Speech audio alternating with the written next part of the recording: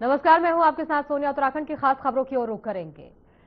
गैरसैंण में सीएम धामी ने पेश किया बजट। वित्त वर्ष 2026-27 का बजट जारी किया। ये बड़ी जानकारी आप तक पहुंचा रहे हैं। 1,11,703.12 करोड़ रुपए का बजट पेश किया। शिक्षा विभाग को लेकर भी बजट पेश किया गया है। ये बड़ी जानकारी आप तक पहुंचा रहे हैं गैरसैंण से, जहां सीएम धामी ने बजट पेश किया है। वित्त वर्ष 2026-27 का बजट जारी किया है। 1,11,703.12 करोड़ का बजट शिक्षा विभाग को मिले 542.84 करोड़। तो ये बड़ी जानकारी आप तक पहुंचा रहे हैं गैरसैंण से, जहां सीएम धामी ने बजट पेश किया है। वित्त वर्ष 2026-27 का बजट जारी किया है। तो 1 लाख से ज्यादा का बजट 542.84 का शिक्षा विभाग को बजट मिला है। तो ये बड़ी जानकारी आप तक पहुंचा रहे हैं गैरसैंण से, जहां सीएम धामी ने बजट पेश किया है। वित्त वर्ष 2026-27 का बजट जारी किया है। 1,11,000 से ज्यादा करोड़ का ये बजट शिक्षा विभाग को 542 से ज्यादा करोड़ का बजट मिला है। ये बड़ी जानकारी आप तक पहुंचा रहे हैं। सीएम धामी ने बजट पेश किया है। वित्त वर्ष 2026-27 का बजट जारी हो गया है। 1,11,703.12 करोड़ का बजट पेश किया है। शिक्षा विभाग को भी भारी भरकम बजट मिला है। पेयजल विभाग को भी भारी भरकम बजट मिला है।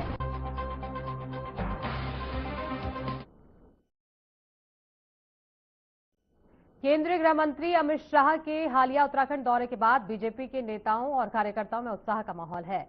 इस दौरान बीजेपी के दर्जा राज्य मंत्री शंकर कोरंगा ने इस दौरे को ऐतिहासिक बताते हुए कहा कि हरिद्वार में आयोजित जनसभा में जनता का भारी समर्थन देखने को मिला, जो प्रदेश की जनता की बीजेपी और मुख्यमंत्री पुष्कर सिंह धामी की नीतियों में विश्वास को दर्शाता है। कोरंगा ने कहा कि केंद्रीय गृह मंत्री अमित शाह ने साफ कहा कि 2027 में एक बार फिर बीजेपी की सरकार बनेगी।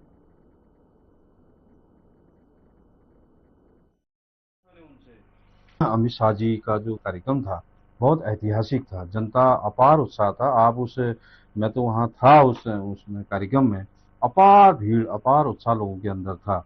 माननीय गृह मंत्री जी ने प्रत्येक संवाद किया और उन्होंने अपने संबोधन में भी कहा कि उत्तराखंड प्रगति की ओर है और आने वाले समय में भी उत्तराखंड में तीसरी बार भारतीय जनता पार्टी की सरकार बनने जा रही है। तो विपक्ष एकदम मुद्दाविहीन बातें करता है। उनके नेताओं के बारे में अभी आपने सुना, मैं दिल्ली की यात्रा में जा रहा हूँ। एक हमारे बड़े नेता है कांग्रेस के, उनका आपने तो सुना ही होगा कि मैं दिल्ली जाना चाह रहा हूँ, उत्तराखंड में हम लोगों के लिए अब कुछ नहीं बचा है। ये तो मतलब है उत्तराखंड में हम लोगों ने काम नहीं कर पाए। सही से उनका सीधा अगर आप ऐसा अर्थ निकालोगे।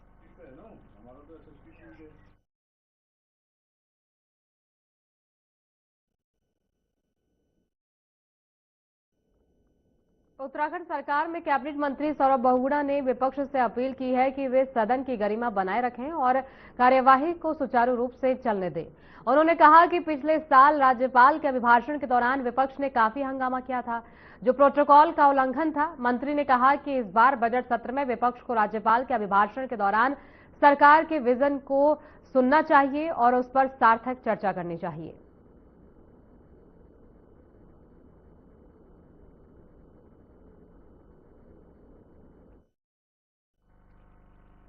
देखिए, सबसे पहले तो मैं माननीय हमारे गवर्नर साहब का बहुत बहुत स्वागत करता हूँ, अभिनंदन करता हूँ गैरसैंण में। और आज अब उनका अभिभाषण होगा, वो सरकार के पूरा विजन ले आउट करेंगे।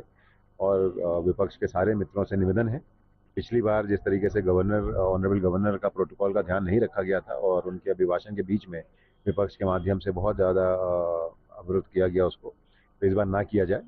और जहाँ तक बजट का बात है, बजट देखिए उत्तराखंड सरकार का पिछले 4 साल में जब भी बजट पेश किया गया हुआ है, उत्तराखंड की जन भावनाओं को सम्मानित करने का बजट रहा है। उत्तराखंड की मातृशक्ति को, युवाओं को सशक्त करने का बजट रहा है। किसानों की आय बढ़ाने का बजट रहा है। और मुझे उम्मीद है कि इस बार का जो बजट होगा वो भी जन भावनाओं को ध्यान रखते हुए उत्तराखंड को आगे विकास के रास्ते पर अग्रसर करने वाला बजट होना चाहिए।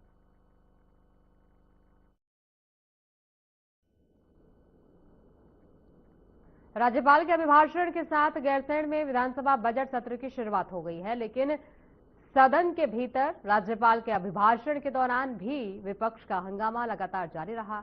इसी शोर शराबे और हंगामे के बीच राज्यपाल ने अभिभाषण पढ़ने का काम किया, जिसमें धामी सरकार के रोड मैप और मौजूदा योजनाओं का जिक्र किया गया है। वहीं अभिभाषण के बाद सत्ता पक्ष ने विपक्ष पर जानबूझकर सत्र में गतिरोध पैदा करने का आरोप लगाया है। दूसरी तरफ नेता प्रतिपक्ष यशपाल आर्य का कहना है कि उनका मकसद जनता के मुद्दों पर सदन की अवधि को बढ़ाना है, लेकिन सरकार केवल ध्यान भटकाने के लिए इस तरह का माहौल बना रही है। गवर्नर साहब ने बहुत ही प्रेरणादायक दिया और इस पूरे उनके भाषण में सभी की भावना जो है समाहित थी। गांव वाले की, छोटे आदमी की, किसानों की सारी भावना को समाहित करते हुए हमारे गवर्नर साहब ने जो है अपना संकल्प पढ़ा और अपना अभिभाषण पढ़ा। और निश्चित रूप में विपक्ष तो विरोध करता ही है, वो रहे, उनको भी रहना चाहिए था, क्योंकि उनके लिए भी बहुत कुछ कहा गया है इसमें। और मैं ये भी आग्रह करना चाहता हूं कि आगे इसको डेवलप करने के लिए, वाइब्रेंट इसको एक डेस्टिनेशन बनाने के लिए मैंने विधानसभा अध्यक्ष जी से प्रार्थना की है। देखिए, राज्यपाल जी का अभिभाषण बहुत ही शानदार रहा है और ये सरकार ने जिस प्रकार से विगत वर्षों में कार्य किया है उसकी पूरी रूपरेखा रही है और ये सारे कार्य धरातल पर इम्प्लीमेंट हुए हैं। और मुझे लगता है कि इसीलिए शायद विपक्ष को विकास रास नहीं आता, इसीलिए वो राज्यपाल के अभिभाषण का बायकॉट करके और शोर शराबा करते हुए बाहर निकल गए, जो कि मैं समझती हूँ कि विपक्ष का एक गैर जिम्मेदाराना रवैया है, बहुत ही दुर्भाग्यपूर्ण है। मुझे लगता है कि उत्तराखंड की जनता जिन्होंने उनको चुनकर यहाँ भेजा है, निश्चित रूप से उनको भी ये घटना देखते हुए बहुत दुख हो रहा होगा। किस ढंग से परिभाषित करती है, ये उनका अपना दृष्टिकोण है, लेकिन हमारी मंशा, हमारा इरादा स्पष्ट रहा है। हम प्रदेश के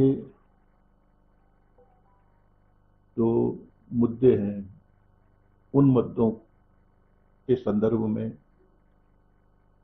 बात करना चाहते हैं और बात तभी होगी, चर्चा तभी होगी जब सत्रावधि बढ़ेगी। मैंने स्वयं मुख्यमंत्री जी, माननीय मुख्यमंत्री जी को पत्र भी लिखा, उनसे अनुरोध भी किया है कि सत्रावधि बढ़ाई जाए।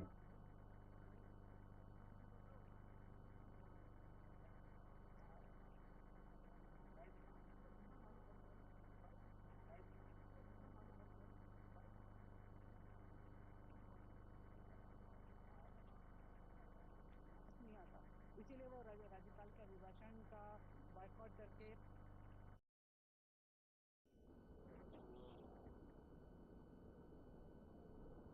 उत्तराखंड विधानसभा बजट सत्र के पहले दिन विपक्ष ने जोरदार विरोध प्रदर्शन किया, तो वहीं इस दौरान कांग्रेस विधायकों ने भराड़ीसैंण विधानसभा की सीढ़ियों पर बैठकर सत्र की अवधि को लेकर विरोध जताया और नारेबाजी करते हुए कहा कि प्रदेश में भ्रष्टाचार, बेरोजगारी और विकास जैसे गंभीर मुद्दे हैं जिन पर विस्तृत चर्चा होनी चाहिए, लेकिन सरकार ने सत्र की अवधि बहुत कम रखी है, जिससे इन मुद्दों पर गंभीर चर्चा संभव नहीं हो पाएगी।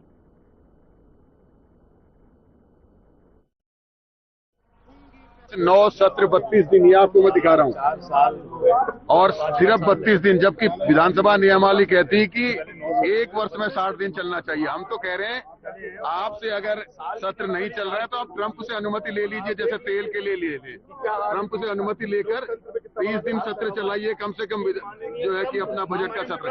सरकार ने आज हद कर दी, परंपरा और प्रोटोकॉल दोनों का उल्लंघन। महामहिम राज्यपाल के अभिभाषण पर चर्चा से पहले ही बजट पेश। जिस प्रकार से सत्र चल रहा है, लगातार हम देख रहे हैं कि राज्य सरकार सवालों से बच रही है। नियमावली के हिसाब से विधानसभा की कम से कम साल में 60 दिन चलना चाहिए, लेकिन इन्होंने 4 साल में मात्र 32 दिन चलाया है। तमाम मुद्दे होते हैं, तमाम ज्वलंत कार्य होते हैं जो क्षेत्र के हम अपने विधानसभा के पटल में रखने का प्रयास करते हैं, लेकिन जब समय ही नहीं मिलता तो क्या कर सकते। और जिस प्रकार से प्रदेश में बदहाली है, कानून व्यवस्था पूरी तरीके से ध्वस्त हो चुका है, महिला सुरक्षा में हम इतना महिला उत्पीड़न हो रहा है कि उसके कोई हद नहीं है। अंकिता भंडारी आज भी न्याय के लिए जो है बहन की आत्मा भटक रही है। उत्तराखंड की ग्रीष्मकालीन राजधानी गैरसैंण के भराड़ीसैंण स्थित विधानसभा भवन में विधानसभा का बजट सत्र शुरू हो गया है। सत्र की शुरुआत सुबह 11 बजे राज्यपाल के अभिभाषण से हुई, जिसमें उन्होंने राज्य सरकार के पिछले 1 साल की उपलब्धियों और आगामी योजनाओं का विस्तृत विवरण सदन में रखा, जहां इस दौरान राज्यपाल ने सरकार की नीतियों, प्राथमिकताओं और आगामी विकास योजनाओं पर भी प्रकाश डाला।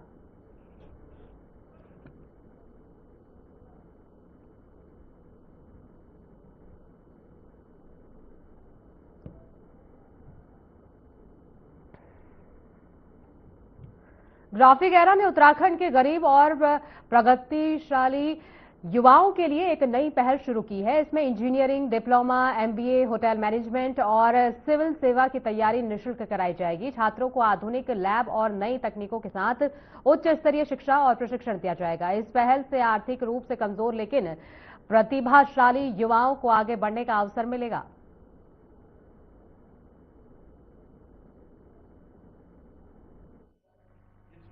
जब भी स्विट्जरलैंड जाता हूँ, कैसे प्रीमियम रेस्टोरेंट में जाता हूँ, तो वहाँ का जो शेफ होता है वो हमेशा गढ़वालिया कुमाऊं से होता है, उत्तराखंड से होता है। अभी मेरे एक मित्र जापान में गए तो मैंने कहा अपने खाने का कैसे किया हुआ, आप वेजिटेरियन है सचिन? उन्होंने कहा उस क्षेत्र में खाली एक ही रेस्टोरेंट था, उसको सारे उत्तराखंड के लोग चला रहे थे।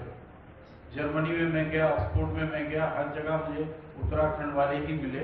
तो ये एक ऐसा क्षेत्र है जिसमें हमारा परचम लहराता है उत्तराखंड का, लेकिन जितने भी लोग गए वो अपार संघर्ष करके आगे बढ़े हैं।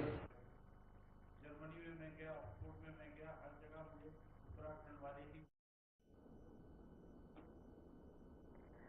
ऋषिकेश के मायाकुंड स्थित निर्मल आश्रम अस्पताल में निःशुल्क स्वास्थ्य जांच शिविर का आयोजन किया गया, जिसमें बड़ी संख्या में मरीजों ने लाभ उठाया। बता दें कि इस दौरान शिविर में ऑर्थोपेडिक विशेषज्ञ डॉक्टर शिवम मालवीय ने अपनी सेवाएं देते हुए 3 दर्जन से अधिक मरीजों की जांच की और उन्हें निःशुल्क परामर्श दिया। इस दौरान मौके पर शिविर में मरीजों को उनकी बीमारी के अनुसार उपचार और दवाइयों की जानकारी भी दी गई।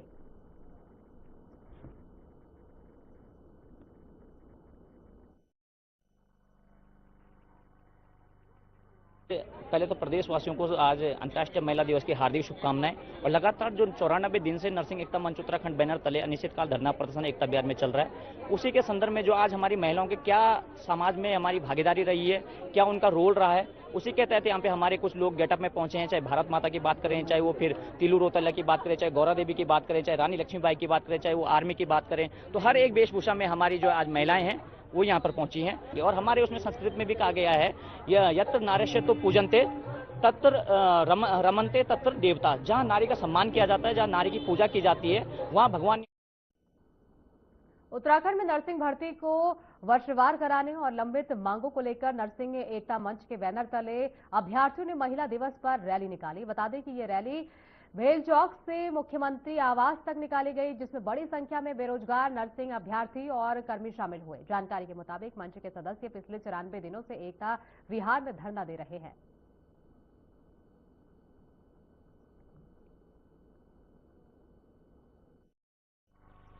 पहले तो प्रदेशवासियों को आज अंतर्राष्ट्रीय महिला दिवस की हार्दिक शुभकामनाएं। और लगातार जो 94 दिन से नर्सिंग एकता मंच उत्तराखंड बैनर तले अनिश्चितकाल धरना प्रदर्शन एकता बिहार में चल रहा है, उसी के संदर्भ में जो आज हमारी महिलाओं के क्या समाज में हमारी भागीदारी रही है, क्या उनका रोल रहा है, उसी के तहत यहाँ पे हमारे कुछ लोग गेटअप में पहुंचे हैं। चाहे भारत माता की बात करें, चाहे वो फिर तिलू रोतल्या की बात करें, चाहे गौरा देवी की बात करें, चाहे रानी लक्ष्मीबाई की बात करें, चाहे वो आर्मी की बात करें, तो हर एक वेशभूषा में हमारी जो आज महिलाएं हैं वो यहाँ पर पहुंची हैं। और हमारे उसमें संस्कृत में भी कहा गया है, यत्र नार्यस्य तो पूजनते तत्र रमनते तत्र देवता। जहाँ नारी का सम्मान किया जाता है, जहाँ नारी की पूजा की जाती है, वहाँ भगवान निवास करते हैं और सारे कार्य सफल होते हैं। तो कहीं ना कहीं आज हम ये संदेश देने आए हैं कि लगातार आप देख रहे होंगे कि 94 दिन से जो हमारी महिलाएं सड़कों पर हैं, अपनी मांगों को लेकर इनकी मांगों को सुना जाए। और हमारी सरकार से ये भी निवेदन रहेगा कि जो आने वाला जो बजट सत्र कल से यहाँ पे गैरसैंण में लागू होने वाला है, कहीं ना कहीं इस आवाज को वहाँ भी जरूर बुलंद किया जाए। और उसी के तहत आज सीएम आवास पे हमने रैली का आह्वान किया था और नर्सिंग एकता मंच उत्तराखंड द्वारा तमाम जिलों से लोग यहाँ पे पहुंचे। देखिए, जैसे एक वुमेन होती है, कुछ ही दिनों में नवरात्रि भी आने वाली है, जिसमें कि हम डिफरेंट टाइप ऑफ जो हमारी माताएं हैं वो अलग अलग रोल प्रदान करती है। तो वैसे एक वुमेन एक हाउसवाइफ भी होती है जो कि अच्छे से अपने घर भी संभालती है, बच्चे संभालती है। और जैसे एक वुमेन होती है जो टीचर भी हो सकती है, वो इंजीनियर भी हो सकती है, डॉक्टर भी हो सकती है, नर्सेज भी होते थे। तो हम ये बताना चाहते हैं कि जब हम नर्सिंग में होते हैं तो हम हॉस्पिटल में भी वही रोल करते हैं, हम अपने पेशेंट के साथ उतने ही सॉफ्टली डील करते हैं। तो जब हमारी हकों की बात होती है, इसलिए अगर जब टाइम से हमें हक नहीं मिलता है तो फिर धरना प्रदर्शन करना जरूरी होता है। इसलिए हक के लिए हम यहाँ बैठे हैं और हमारा हक है कि वर्षवार हो, हमारे सीनियर्स को टाइमली अपने जॉब मिले, उसमें कुछ गलत नहीं है। अगर सरकार का सपोर्ट रहेगा तो हमें जल्दी से जल्दी हमें हमारी जो मांगे हैं वो पूरी हो जाएगी। Thank you. पहले तो मैं आप सबको प्रणाम कर दूं। आज जो हमारी वेशभूषा से और हमारी भाषा से मैं वही को बहुत सम्मान कर दूं। हमारी गौरा देवी की जो मैंने वेशभूषा धरी थी उसे सत सत नमन कर दूं, उसे प्रणाम कर दूं। तो आप सब भी जानता होला कि गौरा देवी को इतिहास तो आप सब भी पता होलो चिपको आंदोलन में जौन अहम भूमिका निभाई है। तो गौरा देवी के करे उत्तराखंड की चमोली जिले से छे वहाँ, तो उन अपना जो गांव का जंगल छा वो तो काटने से बचे छो। तो मेरे आज मंत्री जी, स्वास्थ्य मंत्री जी और धन सिंह रावत जी दुइयों ते हाथ जोड़ी विनम्र निवेदन छे। कोई कटाक्ष नहीं छे, कोई आरोप नहीं छे, कुछ नहीं छे, बस विनती छे कन्नू में कि आप हमारा बारे में सोचा और हम होते कुछ आज महिला दिवस पर कोई ना कोई उपहार चाहे लिखित रूप में हो, आप लोग आवा और यखम आवा हम तक कुछ ना कुछ आज समझ में मेरे बहुत विनती चूँ चरण स्पर्श करी मैं हूँ आज यखम होना आग्रह करनी चाहिए। मैं संक्षिप्त में यही कहना चाहूँगी, जिस तरह से हम नर्सिंग प्रोफेशन में आने के बावजूद अपने घर परिवार के साथ साथ हॉस्पिटल की जिम्मेदारी भी बहुत अच्छे से निभाते हैं, तो मेरा माननीय स्वास्थ्य मंत्री जी से बस एक छोटा सा आग्रह है, ये महिला दिवस के अंतर्राष्ट्रीय जो महिला दिवस है उस दिन हमें एक लिखित आश्वासन दे दे जिससे हमें भी ये उपहार स्वरूप मिल जाए कि हमारी भर्ती जो है वो वर्षवार ही होगी। वक्त हो गया एक छोटे से ब्रेक का। ब्रेक के बाद फौरन लौटेंगे, बन रहिए हमारे साथ।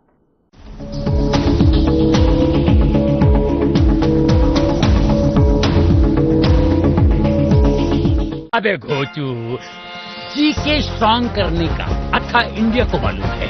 पेट दबा हर रोग दबा, एक जगह।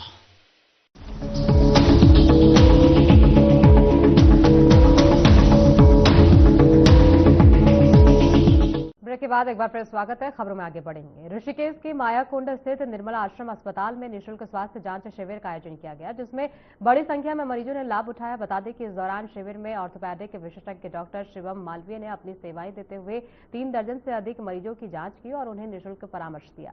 इस दौरान मौके पर शिविर में मरीजों को उनकी बीमारी के अनुसार उपचार और दवाइयों की जानकारी भी दी गई।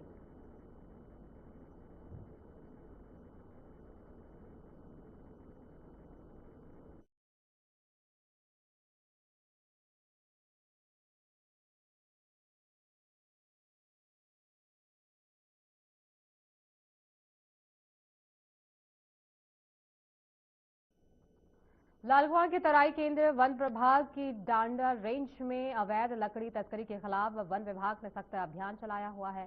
वन क्षेत्राधिकारी रूप नारायण गौतम के नेतृत्व में टीम लगातार गश्त और चेकिंग कर रही है। पिछले 6 महीनों से अवैध लकड़ी ले जा रहे करीब 440 से 50 वाहनों को सीज किया गया है, जिसके साथ ही 1 दर्जन से अधिक तस्करों के खिलाफ मुकदमा भी दर्ज कर उन्हें गिरफ्तार कर जेल भेजा गया है।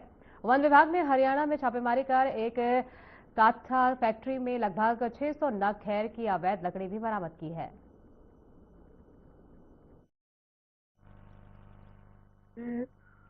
तो हमारा रोज का कार्यक्रम है। अगर कहीं अवैध पातन होता है तो हम उस पर प्रभावी नियंत्रण के लिए कार्रवाई करते हैं और हमारे जो स्थानीय समीपी वन क्षेत्र अधिकारी उनसे मदद लेते हैं और प्रभाग स्तर पर भी हमें हर समय सहयोग मिलता है। अभी हमारे द्वारा एक प्रभागी वन अधिकारी के निर्देश के अनुपालन में हमारे द्वारा हरियाणा राज्य में जाकर एक खैर की जो फैक्ट्री थी जहाँ से कत्था बनाया जाता, वहाँ पर हम लोग गए, वहाँ से 1 ट्रक लाए और 6 कुंटल अलग से खैर लाए। तो वहाँ भी कार्रवाई चल रही है और हम उसको, ये हमारे लिए एक नया एक्सपीरियंस था कि हम बाहर गए और बाहर से इस तरह की अवैध जो यहाँ से उत्तराखंड से लकड़ी की जिसको बरामद करके ले आए। एक बहुत बड़ा चैलेंज था, लेकिन हमने उसको पार किया। वो हमारे सभी के सहयोग से और हमारे जो प्रभागी वन अधिकारी महोदय उनके उचित दिशा निर्देशों पर हम इसमें सफल हो पाए। रायवाला के पास मोतीचूर फ्लाईओवर पर 4 वाहनों की टक्कर के बाद भीषण आग लगने से अफरा तफरी मच गई, जहां इस दौरान हादसे में roadways bus, tractor trolley, truck और कार आग की चपेट में आकर जल गए। तो वहीं घटना के बाद मौके पर चीख पुकार मच गई और कई लोगों के घायल होने और जिंदा जलने की आशंका भी जताई गई। तो वहीं रेस्क्यू के दौरान एक महिला समेत 2 लोगों के शव बरामद हुए हैं। बता दें कि हादसे की सूचना मिलते ही पुलिस प्रशासन और फायर ब्रिगेड की टीमें मौके पर पहुंची और आग पर काबू पाया।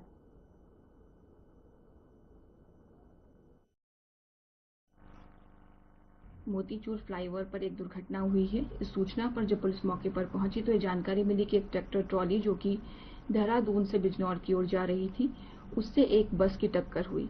उस बस के पीछे एक स्कॉर्पियो और उसके पीछे एक 22 टायर ट्रक और उसके पीछे एक स्कॉर्पियो, इन सब की आपस में टक्कर हुई। ट्रैक्टर ट्रॉली में सवार एक महिला की मौके पर ही मृत्यु हो गई। स्कॉर्पियो में सीएनजी सिलेंडर के फटने के कारण बस में और स्कॉर्पियो में दोनों में आग लग गई थी, जिसे कि फायर टेंडर की मदद से बुझाया गया।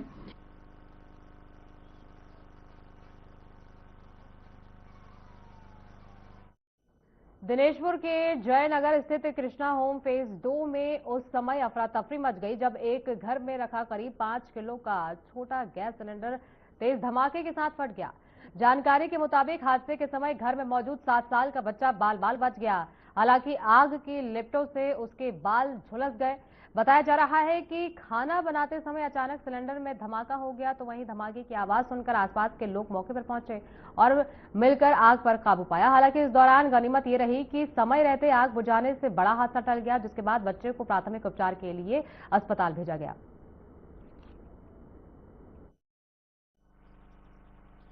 सिलेंडर, ये छोटा सिलेंडर था, फट गया। हम लोग ऐसे ही गरीब आप 2 पैसे भी नहीं थे मेरे पास। 2 लीटर मैंने गैस भरा के लाई, तो 2 लाई पता नहीं कैसे मैं ऊपर मसाला पीसने चली गई, तो उसका कैसे आग आया और नीचे आते आते तो ऐसा हम लोग बाहर निकलते ऐसा आवाज आया, मेरा नाती जलने से बच गया।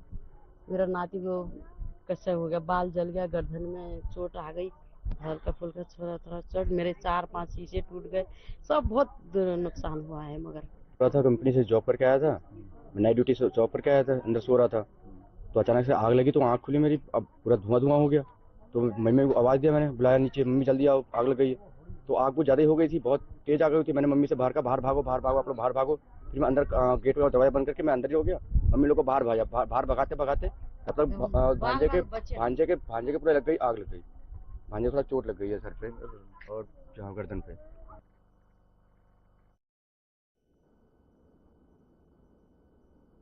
देहरादून में वनाग्नि सीजन शुरू होने के साथ ही वन विभाग पूरी तरह सतर्क हो गया है। मुख्य वन संरक्षक सुशांत कुमार पटनायक ने बताया कि अब तक जंगलों में आग की केवल कुल छोटी घटनाएं सामने आई हैं, जिन पर समय रहते काबू पा लिया गया। उन्होंने कहा कि जंगलों में चीड़ की सूखी पत्तियों को एकत्रित करने का अभियान चलाया जा रहा है। पहले यही पत्तियां आग लगने का बड़ा कारण बनती थी, लेकिन अब लोग इन्हें इकट्ठा कर बेच भी रहे हैं, जिससे उनकी आय बढ़ रही है और जंगलों को आग से बचाने में भी मदद मिल रही है।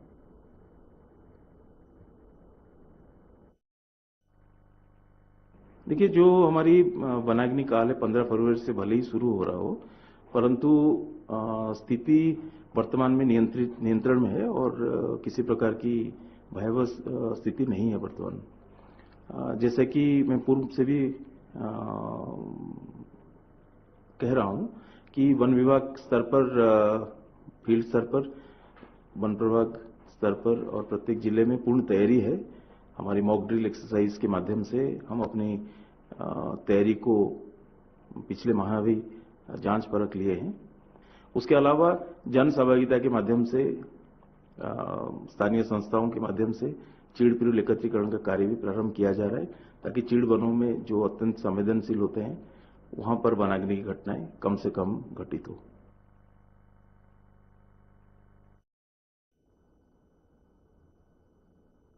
उत्तराखंड की खास खबरों में फिलहाल के लिए इतना ही। आगे की तमाम खबरों के लिए बने रहिए हमारे साथ।